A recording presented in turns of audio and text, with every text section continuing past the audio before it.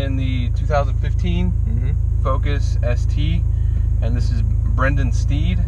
Go ahead and tell us what all you've done to it. So far, the car is still on the factory tune, but it does have a Cobb cold air intake system, the TurboSmart 5050 blow-off valve, Flowmaster Thunderback catback exhaust with a dump tube actually welded in. So it's kind of a nice little blend of open downpipe sound and exhaust. And then from there, it's also got the Steeda Symposer Delete and the Steeda short throw shifter bracket. You said, did you have this dynoed?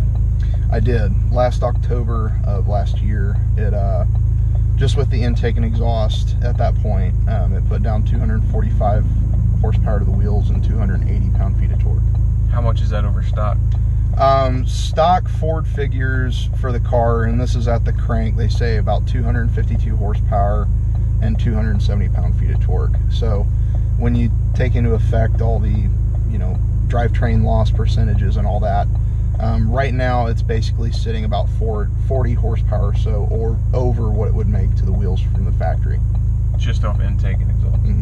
That's pretty incredible. Yeah. It shows how much opening it up helps. Exactly. So, you explain that again, what you were saying? So basically, you know, when these cars first came out, a lot of people were basically saying the platform wasn't going to be tuner friendly, you weren't going to be able to squeeze much power out of them. But it goes to show Dead Hook knows exactly what they're doing, because they hold the world record at the moment for the world's most powerful ST, and it's putting down around 560, 570 to the wheel. Ford made this tuner friendly in the sense of, A, it doesn't have a mass sensor, it's a speed density sensor, which makes it so tuners are able to go so much further in depth in the way of how they tune a car. It can make it more painful for a tuner if they don't know what they're doing, but for somebody who really knows how to work with a speed density sensor, they can really make some really good power. One of the things that's crazy to me about these little turbo 4-cylinders that are out nowadays is they actually feel so much faster to me than that Scat Pack. I drove that Dodge Challenger Scat Pack, and that had 485 horsepower. Of course, it was heavy, but the naturally aspirated V8, the power is so linear, it doesn't feel as fast. It's like mentally I know it's fast, but it doesn't feel as fast. These things, with that torque from the surge of the turbo, it just feels so much more fast. All right, now we're in the curves. I'm pleasantly surprised. I thought it would feel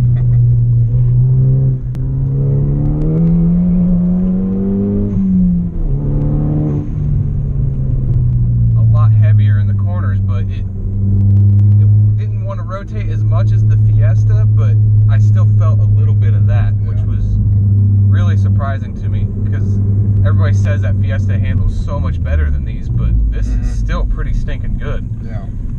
And the surprising part is too that the standard equipment for these cars is the Goodyear Eagle F1 GT tires, which are much stickier compound than what's on this currently. Okay, what's on this now? This was ordered with the Pirelli P0 Nero All Seasons, which are the exact same kind of tire you can get on a Lamborghini or a Ferrari. So they're still a decent tire per se, but they definitely do not have the traction that you get from those stickier compounds. I'm impressed though.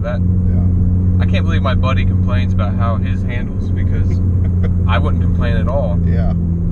Okay, I've never been a big fan of mud flaps on much other than actually like legit rally cars. This one's equipped with mud flaps. He said he put them on not long after he got it because of the paint job.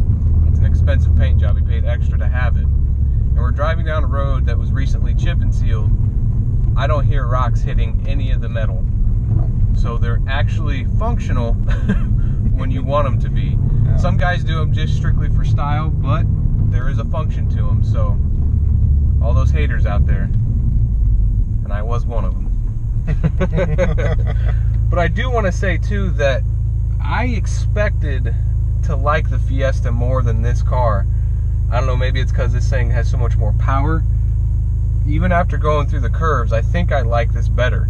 I think it fits me a little bit better, and I loved that Fiesta. A gear would probably work good.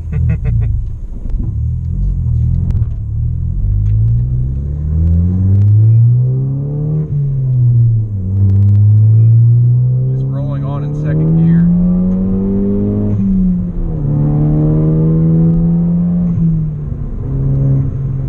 It just does it get old? No, not at all. You get used to it after a while, which, you know, just makes you want to put more power into it. But you know, yeah, it always puts a smile on your face. All right, so overall, I really like this car. I think it's been one of my favorites that I've driven. It's funny, when I first test drove a Focus ST, I test drove the previous generation Golf R on that same day, and I liked that Focus ST better than the Golf R because it felt more alive. It felt more on edge, ready to do it, ready to play basically. And the Golf R was so refined, it didn't feel fast, it didn't feel like a hot hatch. And now I still like the newer generation Golf R a little bit better than this, but I can't wait to see what you do with this once you get a tune, and if, like you were talking about before, getting a bigger turbo, how much more fun this car would be. Now, I'm not saying that you have to let me drive it again, but I'm just saying I can see it being just a little bit more horsepower. I mean, I wouldn't complain at this horsepower, but like you said, you do get used to it. So I really like this car overall, and thanks for letting me do this review. And yeah, absolutely, really enjoyed it. And if you could search for me on Facebook, Instagram, and Twitter, and yeah, follow me there, and please don't forget to subscribe. And thanks for watching. One last curve.